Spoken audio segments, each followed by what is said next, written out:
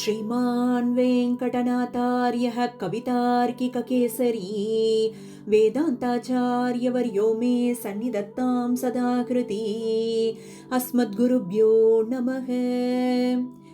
அனைவருக்கும் அடியேனுடைய நமஸ்காரங்கள்.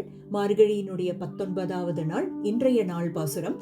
குத்தவிளக்கெரிய கோட்டுக்கால் கட்டில் மேல் மெத்தென்ற பஞ்சசயனத்தின் மேலேறி கொத்தலர் பூங்குழல் நப்பின்னை கொங்கை மேல் வைத்து கிடந்த மலர் மார்பா வாய் திறவாய் மைத்தடம் கண்ணினாய் நீ உன் மணாளனை எத்தனை போதும் துயிலிழ ஒட்டாய்கான் எத்தனை ஏலும் பிரிவாற்ற கில்லாயால் தத்துவம் அன்று தகவேலோர் எம்பாவாய்.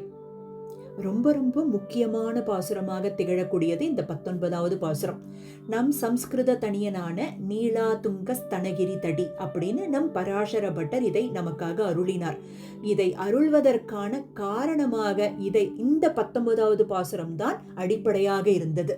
அப்போ நம் பராசர பட்டர் இந்த தனியனை உருவாக்குவதற்கான காரணம் என்ன அப்படிங்கிற ஒரு விஷயத்தையும் நாம் அனுபவிக்க போறோம். நாம இப்ப அனுபவிச்சுட்டு இருக்கக்கூடிய அந்த திருப்பாவையும் பஞ்சஸ்தவமும் அப்படிங்கிற இந்த ஒரு விஷயத்துல சுந்தர பாகுஸ்தவத்திற்கும் இந்த 19வது பாசுரத்திற்கும் என்ன ஒரு தொடர்பு அப்படிங்கிறதையும் ரொம்ப ரொம்ப சுவாரஸ்யமான விஷயத்தையும் நடந்த நிகழ்வை கொண்டு நாம அனுபவிக்க போறோம்.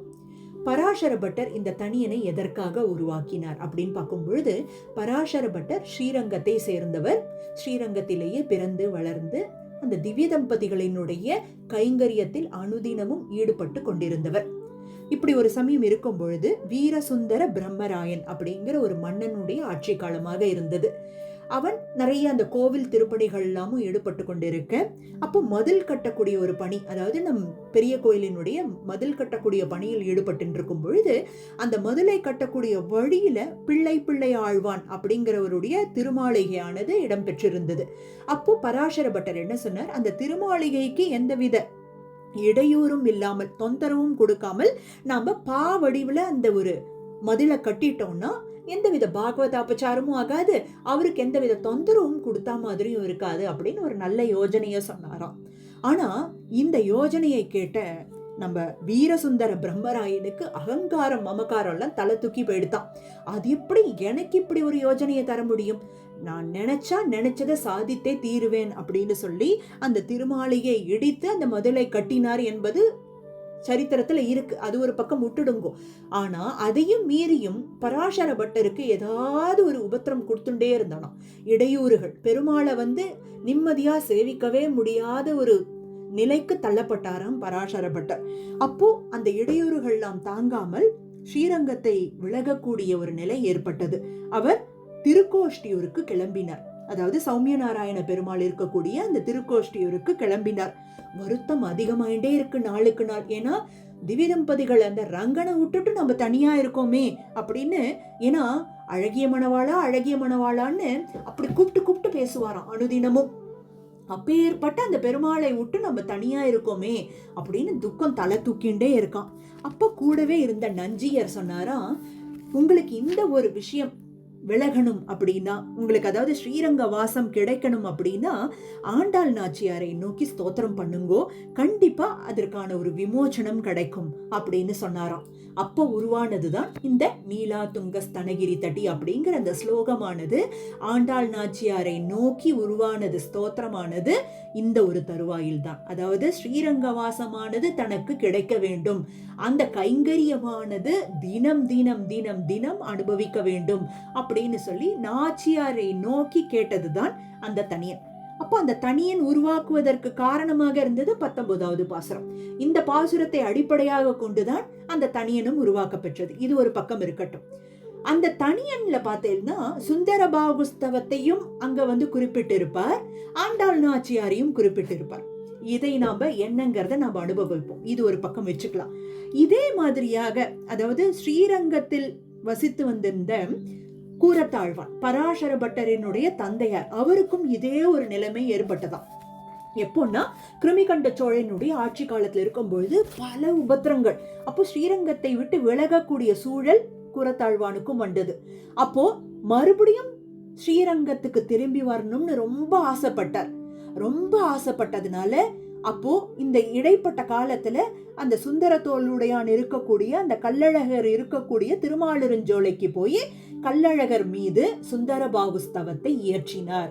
அப்போ சுந்தரபாகுஸ்தவத்தை இயற்றி சோழனும் போனான், மீண்டும் ஸ்ரீரங்கம் திரும்பி வந்தார் அப்படிங்கிற ஒரு புராண நிகழ்வும் இருக்கு நம்மளுக்கு. அப்போ சுந்தரபாகுஸ்தவமானது ஆழ்வானுக்கு திரும்பி அந்த ஸ்ரீரங்க வாசத்தை கிடைக்க செய்தது அப்படிங்கிற விஷயத்தை நம் பராசர பட்டருக்கு தெரிய வந்தது. நஞ்சியர் சொன்னார் இல்லையா, ஆண்டாள் நாச்சியாரை நோக்கி நீங்க ஸ்தோத்திரம் பண்ணுங்கோ, கண்டிப்பாக இந்த ஒரு விஷயம் சரியாயிடும்னு சொன்னார் இல்லையா. அப்போ இத மனசுல இதெல்லாமும் வச்சுட்டு சொல்றார். கூரத்தாழ்வானுக்கும் இப்படி ஒரு சம்பவம் நடந்தது அப்படின்னு சொல்லும் பொழுது அப்போ ஆண்டாள் நாச்சியாரை பற்றியும் சொல்லணும், அதே நேரத்துல சுந்தர தோளுடையானை பற்றியும் அந்த தனியன்ல இருக்கணும் அப்படிங்கறத மனசுல வச்சுட்டு அந்த தனியனை ஏற்றினாராம். என்னது, சுந்தர தோளுடையானா?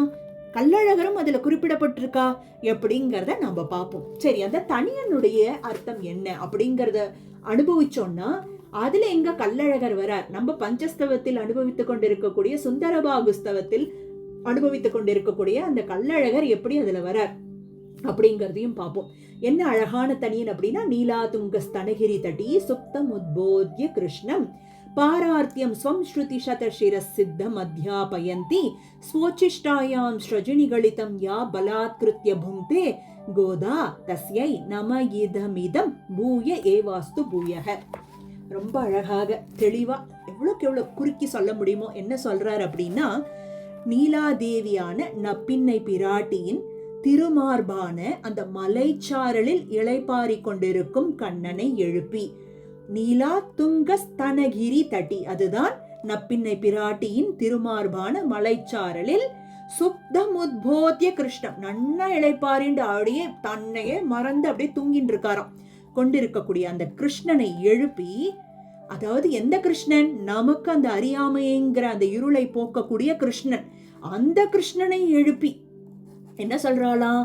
பகவானையே எழுப்பி, அந்த தூக்கத்திலிருந்து எழுப்பி ஒரு ஆச்சாரிய ஸ்தானத்தில் இருந்து எதை மொழிந்தால் அப்படின்னா, பாரார்த்தியம் ஸ்வம் ஸ்ருதி சதசிர சித்தம் அத்யாபயந்தி, அந்த ஸ்ருதிகளில் அந்த வேதத்தில் என்னென்ன கருத்துகள் நாம் சொல்லப்பட்டிருக்கோ அனைத்தையும் எடுத்து உபதேசம் செய்தாளாம். யாருக்கு? கண்ணனுக்கே உபதேசம் பண்ணால் ஆண்டாள் நாச்சியார். இப்படி தன்னுடைய சொல் மாலையால் கட்டி போட்டால், பலவந்தமாக ஆட்சி செய்தாள் அப்படின்னு சொல்லி ஆண்டாளை கொண்டாடுகிறோம். பெருமாளை இப்படி ஒரு கட்டுப்பாட்டுல கொண்டு வந்து வச்சுட்டு இருக்கா அப்படின்னா நம்மை ரட்சிப்பதற்காகத்தானே.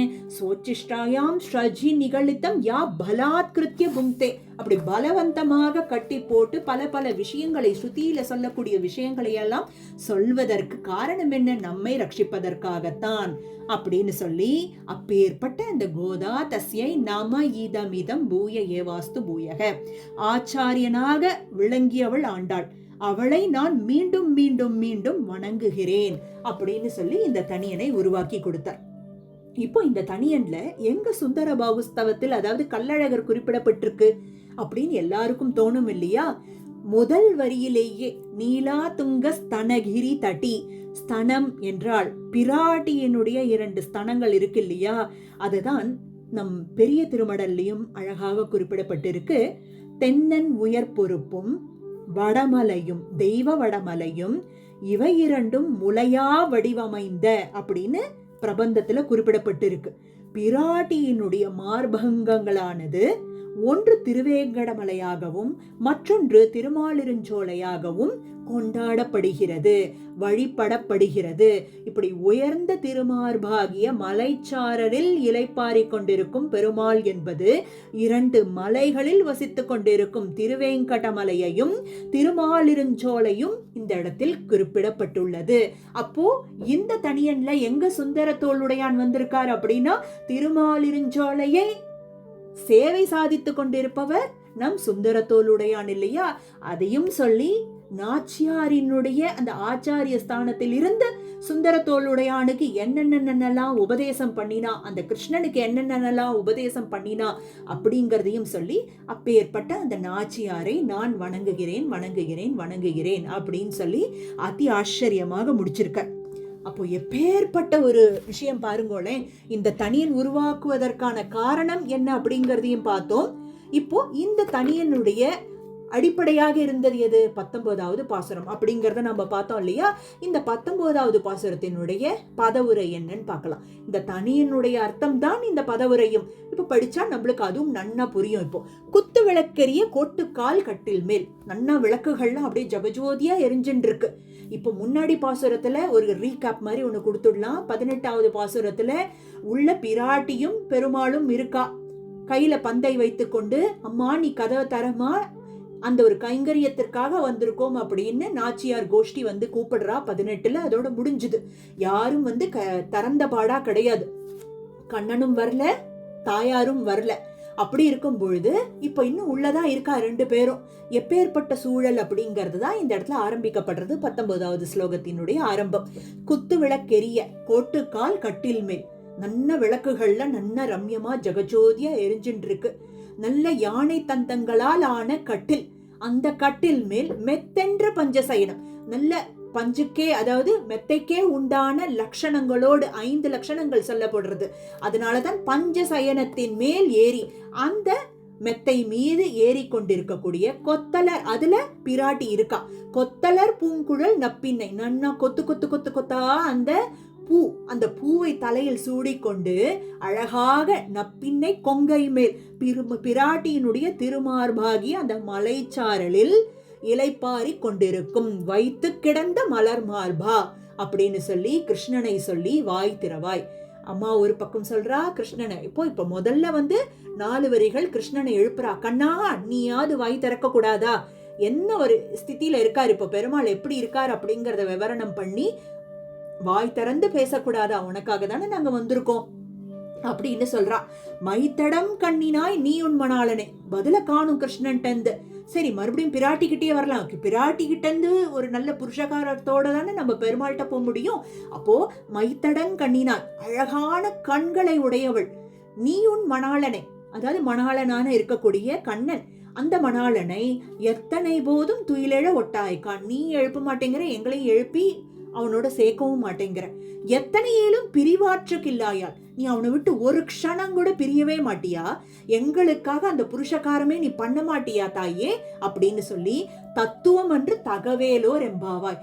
இது அந்த ஸ்ரீங்கிற தத்துவத்திற்கே அப்படியே ஆப்போசிட்டானா இருக்கு.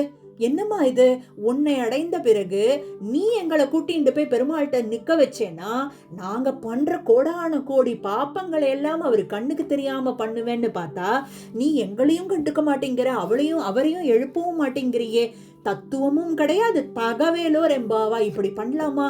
அதாவது பிராட்டியும் பதில காணும், கிருஷ்ணன்டந்தும் பதில காணும். பாவம் இந்த குழந்தைகள் 2 பாசுரமா 2 பேரையும் எழுப்பின்னு இருக்கா, யாரும் பதில் சொன்ன பாடே இல்லை.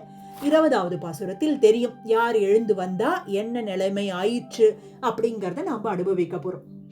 ஆக பிராட்டியினுடைய லட்சணங்கள் என்ன? பிராட்டி என்றாலே புருஷகாரம் தான். நம்மை பெருமாள் ரட்சிக்கணும் அப்படின்னா அதுக்கு பிராட்டியினுடைய கட்டாட்சம் அமைந்தால் ஒழிய அந்த கட்டாட்சம் கிடைக்காது. அப்படிங்கறதுனால பிராட்டியினுடைய தத்துவத்திற்கு எதிராக நடக்கக்கூடிய அம்மா இப்ப இப்படி நடக்கலாமா அப்படின்னு கேக்குறா.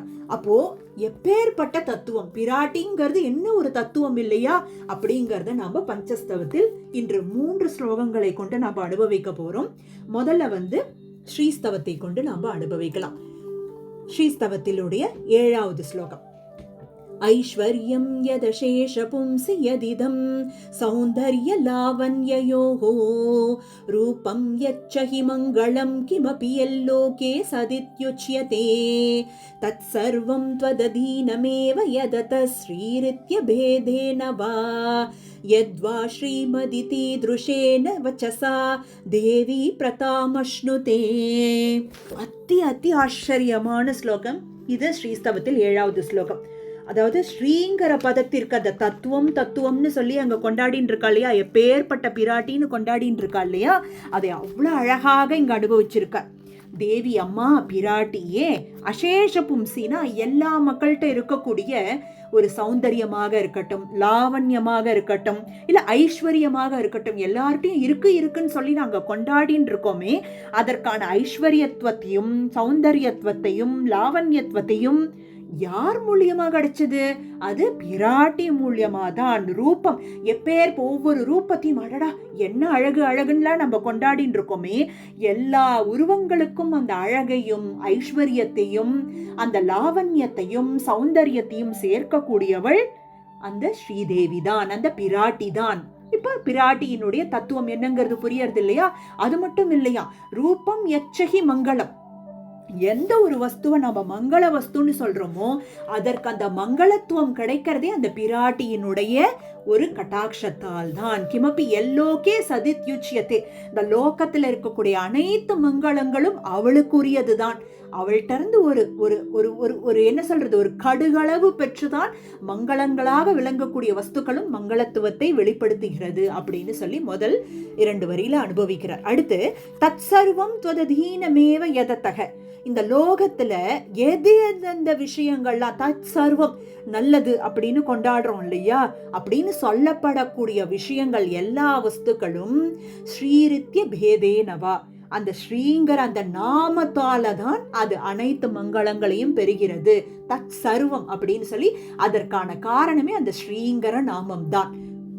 யத்வா ஸ்ரீமதி தீத்ருஷேன வச்சசா தேவி பிரதாமஷ்ணுதே, இப்படி சகலங்களும் லோகத்துல இருக்கக்கூடிய ஒவ்வொரு விஷயங்களையும் அந்த திரு அப்படிங்கிற அந்த ஒரு வார்த்தையால் தான் அது மேன்மை அடைகிறது, இல்லாட்டி திரு என்கிற அந்த சம்பந்தத்தால் தான் மேன்மை அடைகிறது. இப்படிங்கிற அந்த திருங்கிற அந்த சொல்லுக்கு எப்பேற்பட்ட பெருமை இருக்கு பாரு. ஸ்ரீங்கிற அந்த வார்த்தை, திருங்கிற அந்த வார்த்தை அப்பேற்பட்ட மேன்மை பொருந்திய வார்த்தை அது. அப்போ ஸ்ரீமன் நாராயணன் தானே பெருமாளையும் நம்ம சொல்றோம். எந்த ஒரு உயர்தகு பொருளையும் ஸ்ரீ அப்படின்னு கொண்டு தானே நம்ம அதை அடையாளப்படுத்துகிறோம். அப்படின்னா அந்த விஷயத்துக்கு எல்லாத்திற்கும் மேன்மை அளிக்கக்கூடியவள் யாரு? பிராட்டி மட்டும்தான். அப்போ பிராட்டியினுடைய தத்துவம் என்ன? அனைத்திற்கும் அந்த மங்களங்களை கொடுத்து அந்த கைங்கரிய மங்களத்தையும் அவள் தான் தர வேண்டும். பாவம் இங்க வந்திருக்கக்கூடிய அந்த கோஷ்டியும் பிராட்டியினுடைய கட்டாட்சத்திற்கு தானே காத்துட்டு இருக்கா. இப்படி அனைத்து விஷயங்களும் மங்களங்களை பெற்று அந்த பெருமாளினுடைய திருவடியை அடைந்து அந்த கைங்கரியத்தில் ஈடுபட வேண்டும் பிராட்டியே. இப்படி அதை எங்களிடம் காமிக்காமல் இருப்பது சரியா அப்படின்னு கேட்கிற மாதிரி இப்போ அது என்ன மங்களங்கள், அந்த ஸ்ரீயினுடைய மகத்துவம் என்ன அப்படிங்கிறது இந்த 7வது ஸ்லோகத்துல அனுபவிக்கப்பட்டிருக்கு. அடுத்தபடியாக வைகுண்ட ஸ்தவத்தில் 81வது ஸ்லோகத்தை கொண்டு நாம அனுபவிக்க போறோம். யா பிப்ரதி ஸ்திரச்சராத்மகமேவ விஸ்வம் விஸ்வம்பரா பரமயா க்ஷமயா க்ஷமாச்ச தாமாதரம் ச பிதரம் ச பவந்தமஸ்ய வ்யுச்சந்து ராத்ரய இமா வரிவஸ்யதோ மா. ரொம்ப அழகாக பூமி பிராட்டியினுடைய பெருமையை சொல்ல ஸ்ரீ வைகுண்ட ஸ்தவத்தின் 81வது ஸ்லோகம் இது. என்ன சொல்றா அப்படின்னா, பூமி பிராட்டிங்கிறவ ஷமா, அப்படியே கருணை பொறுமை, கருணை பொறுமைனா ஒரு வடிவம் கொடுத்தோம்னா அதுக்கு பூமி பிராட்டி தான். இப்படி பூமியை தாங்கி கொண்டு இருக்கக்கூடிய பிராட்டி. யா பிப்ரதி, பூமியை தாங்கி கொண்டு இருக்கிறாள். எப்பேற்பட்டவள் அப்படின்னா ஒரு ஷமா, ஷமயா, ஷமாச்ச அப்படின்னு வழங்கப்படுகிறாள். மிக உயர்ந்த பொறுமை அப்படிங்கறத அவள்கிட்ட தான் நம்ம பார்க்க முடியும். ஷமா அப்படிங்கிற ஒரு நாமத்தாலும் அவளை வழங்குகிறோம். அப்ப என்ன பண்ணிட்டு இருக்கா பூமி பிராட்டி அப்படின்னா, ஸ்திரச்சராத்மக மேவ விஸ்வம் அப்படிங்கிறா.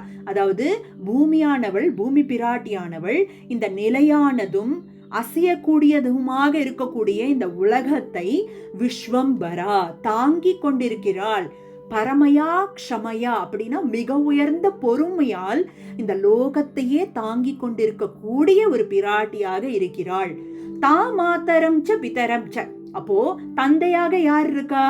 ஸ்ரீ வைகுண்டநாதனான பெருமாளை இங்க குறிப்பிட்டு பாத்தரம் ச பிதரம் ச, தாயாக பூமி பிராட்டியாக இருந்து கொண்டு பவந்தமஸ்ய எங்களை பணி கொள்ள வேண்டும் அப்படின்னா அந்த கைங்கரியத்தை எனக்கு தர வேண்டும் அம்மா அப்பா அப்படின்னு 2 பேர்ட்டையும் கேட்கிறா. இங்கேயும் கோஷ்டிகள் வெள்ள நின்னுட்டு என்ன சொல்றா, அந்த கைங்கரியத்தை கொடுங்கோ அப்படின்னு காத்துட்டு இருக்கா. அதுக்கு பிராட்டி மூலியமாக போறா. இங்க பூமி பிராட்டியினுடைய பெருமையை சொல்லி உங்க 2 பேருக்குமே, திவ்ய தம்பதிகளான உங்க 2 பேருக்குமே அந்த கைங்கரியத்தில் நாங்க ஈடுபட்டுட்டே இருக்க வேண்டும் அப்படின்னு இங்கேயும் கேட்கிறார் கூரத்தாழ்வான். வ்யுச்சந்து ராத்ரய இமா வரிவஸ்யதோமா.